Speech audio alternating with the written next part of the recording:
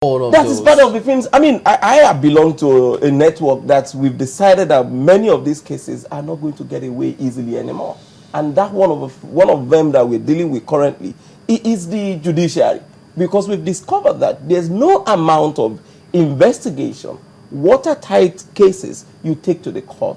Once the judges are compromised, then you run the challenge of achieving a successful prosecution. We can't assume they will be compromised. No. I'm not assuming. I have evidences. We have reasons to actually petition the NJC for quite a number of some of these issues. Some of them are pending. Some of them we've received positive response from the NJC, with regards to some of these judges. One of them was what led to the suspension of what's his name, Justice Talba, with the pension thing that we're talking about. But you will also want to wonder, beyond the Farouk Lawal's case, is also the issue of the police pensions camp thing. There were two of them. There's a civil service one, there's a police one. The police who summarily dismissed the police officer caught on tape has done practically nothing to those who are involved in terms with the police pensions campaign. Let us tell you what's happening right now. I know that we saw the Inspector General on television yesterday talking about a new pension fund for the police. But, let's go back to the EFCC. Okay. Would you suggest that the EFCC be scrapped and the money used to fund properly the special fraud unit in the police? No, I would not agree with that. I thought that was what you were suggesting. No. I would not. With the current situation, that's why I said the SFU and the police is not living up to its billings. It's not only about just financial support in terms of equipment, even the attitudinal and the orientation. But even the EFCC, because right now we're asking for opinions, and a host of people just believe that the zeal is missing. It's not so much as the people outsmarting government, but also outsmarting the system. But the zeal is not there from any quarters to prosecute those who are actually involved in this thing. And that zeal you're talking about, it is not only organization. I mean, we have the organizational will, you also have the political will. The underlying one is a political will on the part of the leadership, the political leadership of the system, to say no. Do you think the political will is there? That one is completely missing. What is this political will? I mean, is there any case that the EFCC has attempted to take to the courts and then the political will says no? No, I would tell you. There are several corruption cases, accusations against many of the ministers in this cabinet. Accusations? Yeah, and they were not investigated. By the EFCC? No, by the EFCC. Going to the EFCC is even secondary. The first thing is, once you are, I mean, we've had instances where we have the Adenike Grange issue, we have the Fabian Osiju case. These are ministers who are accused of... That was the former EFCC. That was not even the EFCC that started. The first thing was even for some of them to step down from office for proper investigation. Before you get to the EFCC too, what has happened even to those cases? But the issue is, the first thing that you call about a political will is for the signal and body language of the president to say, no, once we have a case... What is this about body language? Because, I mean, these things can be subjective. If there's any case that the EFCC has taken to court, right, and then they say no, then they have a point. No, that but is you when can't sit back and say, I'm looking at body language. No, where is it written in the EFCC Act that you must observe the body language before? What I'm saying is that when you have cases, many of the times, the EFCC will tell you, I mean, it is not about holding brief for EFCC, but EFCC will tell you, we read these things on the pages of newspaper. There are no petitions to us. And once they get the petition, they probably has act on some of them. I was just reading. Probably sometimes, because it's not enough. You can wrongly accuse people without having evidence to that effect. Perhaps these accusations you talked about could be wrong too. No, but there's a need for you to investigate. And that is what you call about the presidency has a means. Presidency will investigate? Yeah, of course. If I appoint an officer, if the first thing is, if you are accused... Why do they have the agencies, Mr. Suraj? But in terms of now when the issues are raised and the petitions are sent, and then the EFCC can go ahead. Even the police can go ahead and do the investigation. Now you are talking about even the Farouk Lawal case. The police is investigating the case. The man is still a member of the House of Assembly or House of Rep. He still continues enjoying what you're talking about in terms of the loot. There are also some ministers who are still being investigated. It won't come out in the public that they are already undergoing investigation, and they still continue in office. You know what somebody suggested? I think it was yesterday or the day before, where he said, "Look, what is this thing about if a good man is up there, he won't be allowed to function, perhaps out of political will?" And the man suggested, "Look, do your job. The worst that can happen to you is you get fired." But if people are afraid of doing their jobs in the name of observing body language, and they by themselves, by default, seemingly corrupt. No, it is not. You see, that's why I said it is not about holding brief for EFCC.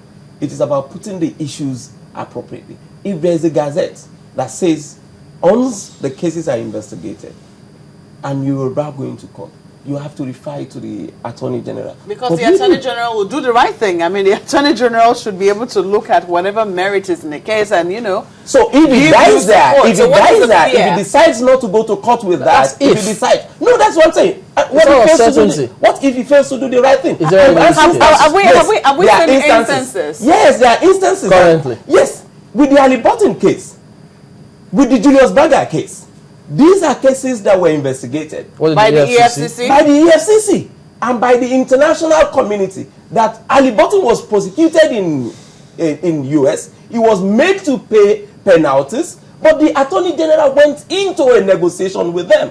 The same thing happened with the case with the Julius Berger. Is this what the EFCC said? No, it is in the public domain.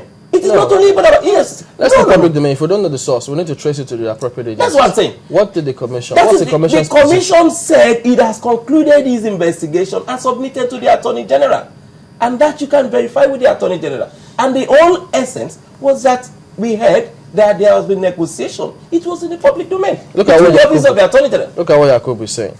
It says, look, the lifestyle of the operatives tell you there is no difference between the hunter and the hunted. And then there Emmanuel tells you, look, there seems to be loopholes everywhere. The commission can move in, make the arrest first before you complain of languages. And then Jerry says, look, agencies saddled with the responsibility. Corruption has become a way of life. Oh boy. No, I think that is also trying to drag us back. Unfortunately, some of us really felt these are issues that need to be addressed with very radical approach. And the public was just like, oh, when Ribadu was there, the first thing you do and you get is arrest before prosecution, before investigation. And that is what even some people are saying. And for me, when you're fighting corruption, rule of law, it is, so if you can just go and do the arrest first. And then the whole world will cry, oh no, I mean, they're just fighting on the pages of newspaper and the rest of that. But when we have operating within the ambits of the rule of law, you also have to encounter some of these challenges. And unfortunately, that is what I try to say. Are they being selective in the fight against corruption? Because sometimes, now you talked about news in public space. Sometimes you get to see some big stories and nothing will ever happen, and another tiny one somewhere else is being chased. No, it is not impossible that they would. I think many of the institutions would want to also ensure that they secure their jobs. They also want to ensure that they don't rock the boat in terms of their superiors, in terms of their appointing authority. But one of the key things that is very crucial is that the people in the system must ensure that we don't allow this to happen. Unfortunately, the judiciary is supposed to be the last hope of the common man. But because we keep quiet for too long, you can see judges living some very reckless, opulent life, beyond and above their means. You've seen some of them? Oh, I've got... And you know their means? What else?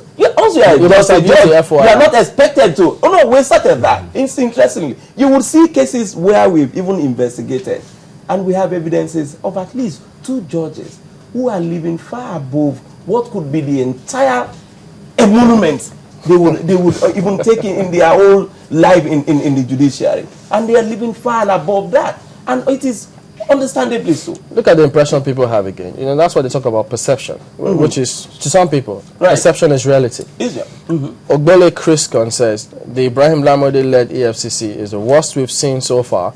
No landmark financial fraud cases, no conviction, and so on. Akinjide Wolabi says, look, is there any agency fighting corruption in Nigeria? And then he talked about Farouk Lawan, Alin Dume, and then Oluwatoyin said, forget it. The agencies are sleeping.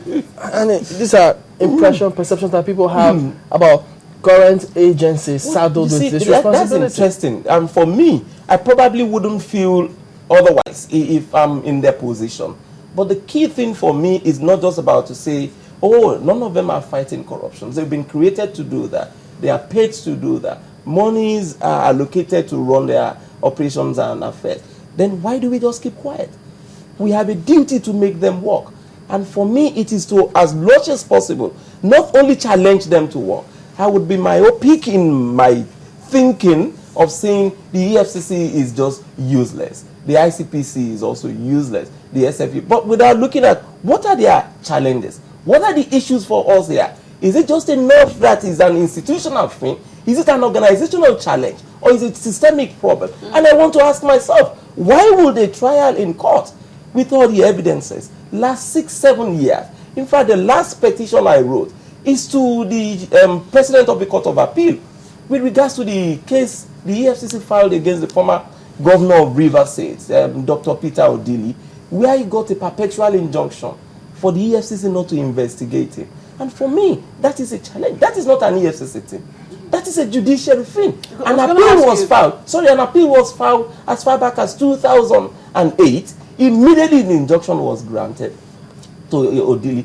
As of today that we speak, the Court of Appeal has even refused to list that case. That is 5 years after. To discharge, yes, that is just to list it. Alone. Why do you say refused? Or because it's been filed. It's been filed. They've gone through the process. It's been filed. I have the suit number. That is the petition that was just written to the President of the Court of Appeal just yesterday, Monday.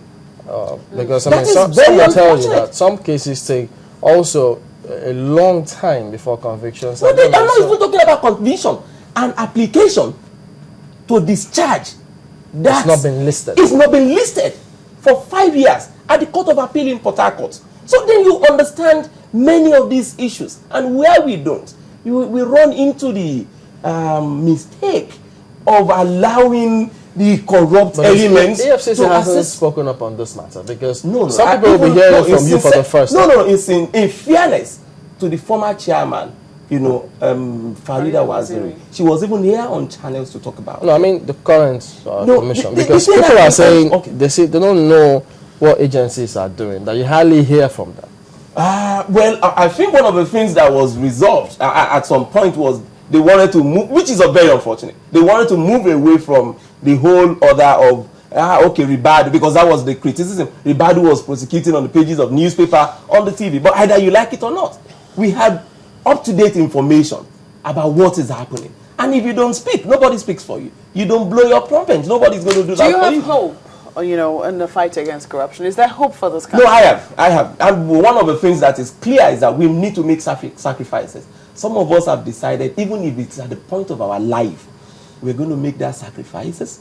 We will ensure that we expose those elements, not even the ICPC, those that are hiding in the shadows and in the dark, and compromising the fight against corruption. There's a lot of hope. And that is when we decide within ourselves that we must take over the challenge and the fight against corruption. Leaving it to anti-corruption institutions is not going to go anywhere. Each and every one of us has a duty. And by the way, I mean, informing the public through the press about what is going on with the fight against corruption does not necessarily mean prosecuting. Oh yeah, it's unfortunately the National Assembly is supposed to be taking accounts from all of them. And when they render account to the National Assembly, it becomes a public document, which they don't do. Which unfortunately, nobody is bothered about that not happening. All right, Olanrewaju Suraj is the Chairman, Human and Environment Development Agenda, and also a Public Affairs Analyst. Thank you for coming on this morning. My pleasure, yeah. All right, let's go for the headline news again with